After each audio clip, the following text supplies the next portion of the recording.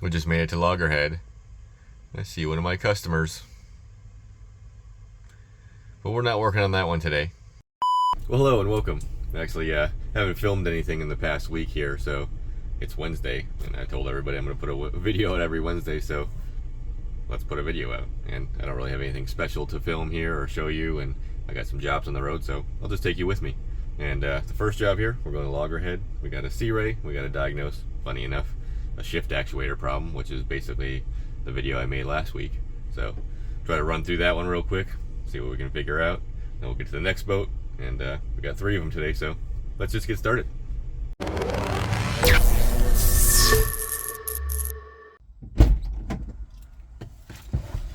Well, all right, change of plans. We're actually not going to look at this boat today because there are 7 boats in front of me. And for some reason, Loggerhead, this marina, they've had some issues in the past. They will not launch the boat unless I am actually physically here, and I cannot wait for an hour and a half for the boat to get put on a rack because I have 2 other mobile calls here. So we're going to reschedule this one, come back to it, and it's just a shift actuator issue anyway. So last video shows you exactly what that is if you need to watch it. So let's get to the next one here, and I think it's over by Maximo, so I'll see you over there. Alright, we made it to our next job. I had to use this little ladder here for the customer because this dock is kind of far away and hop over. So I got all the tools on here, got everything we need, and basically we have to change a trim sender on one of these motors. We'll find out which one in a second here, but let's get our batteries on and we'll trim these up and we'll see which one's not working. Keys on. Alright, I just fired both of these up because our starboard engine, it was showing like almost 12 volts, so I had low voltage and it was giving me an alarm. So I did the old emergency parallel and I fired them both up. Let them run for a second here. We'll get some charging voltage in them, but we can trim them a little bit and see what actually is happening here. It looks like only the port's working, so we need to change it out on the starboard side. Let's shut these down, see what we got. I see 11.7, so the battery's weak on this one. It needs to be plugged in and charged. I'll let the customer know. Alright, now let's pull our cowling off. See where this wire leads. And I might not be able to film all this because I'm gonna have to lay right here probably to get up underneath this in order to get the sensor out of there because the sensor is bad. We have a new one right here. The old trim sensor. It says sensitive electronics. Be careful. Alright, cowling's off. It's really windy today. Always on the water. Your trim sender should be coming through this rubber grommet right here, through this hole, and then around our port side here. It's right here. So here is the little connector for it that goes to the ECM. Just unsnap that, and we'll have to pull it through here. Let me go turn the alarm off that I just set off. Engine sensor, yes we know, not working. Turn the keys off here. Alright, so I was trying to fish this out and I noticed something here. I don't know what happened exactly, but I'm gonna have to take this piece off right here because this wire is smashed in between where this piece fits on the bottom here. We'll see if we can see it in the camera. Yeah, you see that? That shouldn't be tucked up underneath that and smashed. And it's also smashed in between the cowling right there. So I'm gonna have to try to undo all these on the water and get that out of there before we take it off. So let me try that first, see if we can get this out. Alright, well I got the wire out of the hole there by loosening the cowlings and basically cutting it to get the pinch part out of there. But now let's trim it up so we can get the actual sender off the bottom of the motor here. Alright, we are trimmed up. Let's see if I don't drop the phone in the water here. Oh, here's one for you. See that paint peeling off the Mercury's there? The gear case in the midsection here, the mid plate. If you're still under warranty, let your dealership know because they will replace that stuff. They'll get a new gear case, a new plate, whatever needs to be done there, and yeah, they'll fix the paint because they knew about that problem. And like I say, if it's under warranty, they'll change it. So that's a good thing, but keep an eye on your gear case, make sure that paint don't flake off. Let's look up underneath here. All right, so you can kind of see it, but it's those 2 bolts right there, 1 and 2. So I'm gonna have to lean underneath here, use both my hands and undo that, and then feed the wire up underneath here so I can get it back through that grommet. Pretty simple, but being on the water can be a little sketchy, so I'm gonna put the phone down in order to do this. Now here's what the sensor looks like right here. It's actually just a magnetic sensor, kind of like a steering sensor. It just reads where that pin is moving so that it knows where the motor's at. Pretty simple, but there's nothing attached to it, so nothing can freeze up. That's why they do it, because old school trim senders had a lever that would go up and down.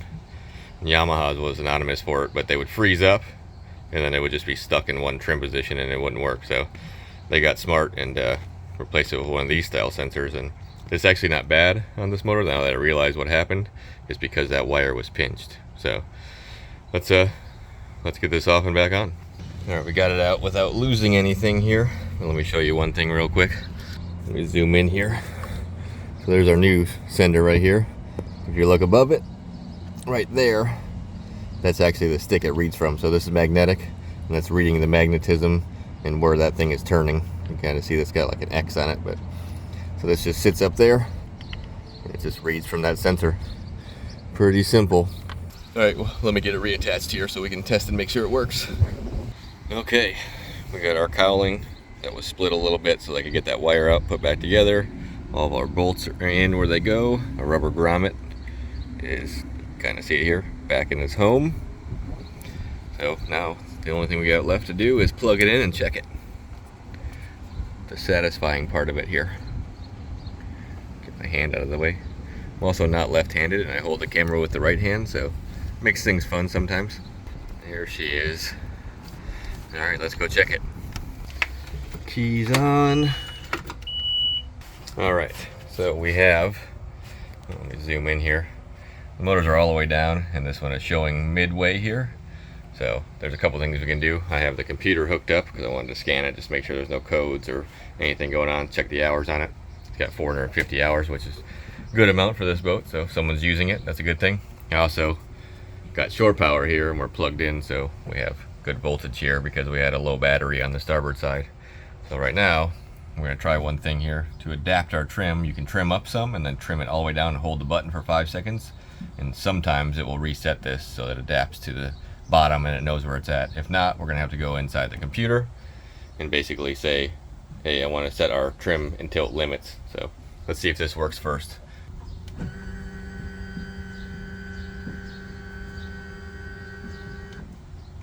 Okay, now we're going to hold it down and hold it when it gets all the way down for 5 seconds. I can use my phone timer too since it's counting on the video. Oh, see, it just went all the way down. See that? See, it already adapted itself. And now they're even. Pretty cool. So if you ever have that problem or you got to replace a sender, you just hold the, you got to go up some though, you can't just hold down. You got to go up and then go back down and it'll reset itself. So that's nice. We're all fixed here.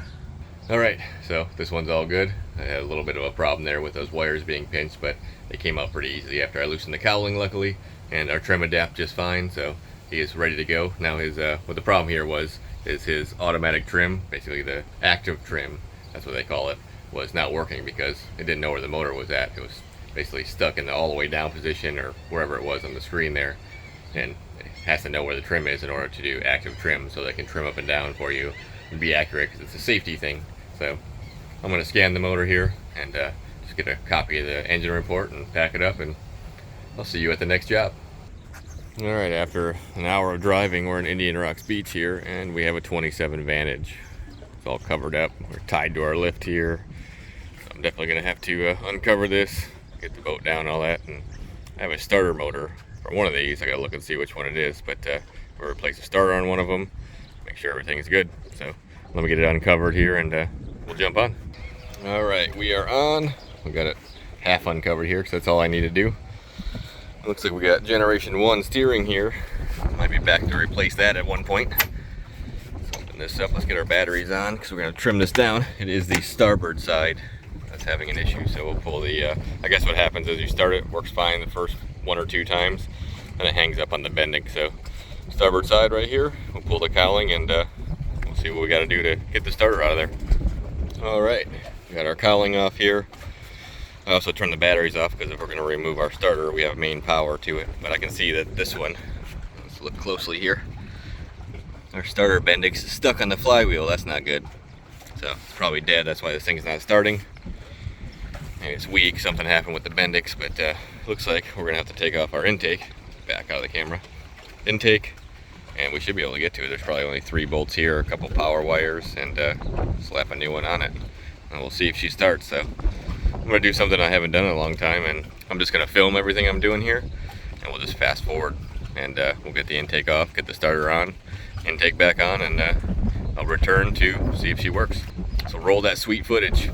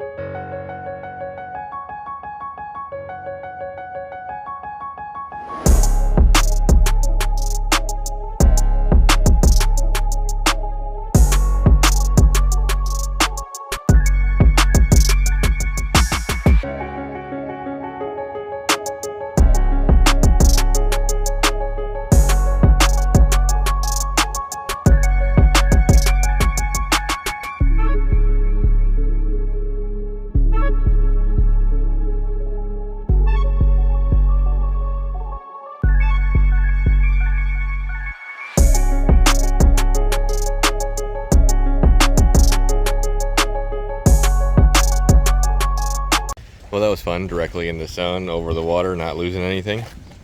So let's get this thing lower down. We'll put our magic button in here, turn our batteries on. We're gonna fire them both up, just so that we can see everything shifting, steering, because it's got joystick. And we know these actuators are a problem, so we'll just double check everything. Get our batteries on. Our keys on here.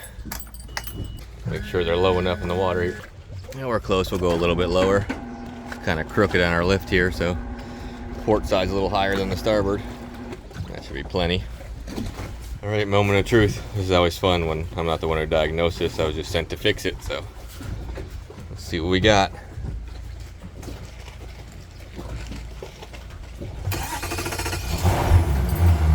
Fire right up.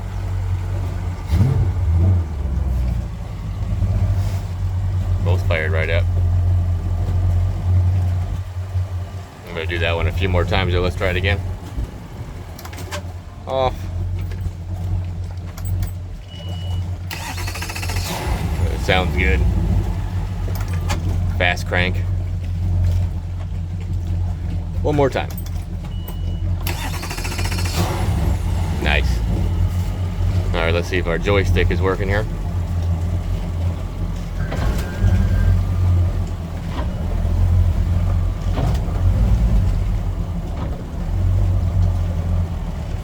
Steering, let's see if steering works. Turning.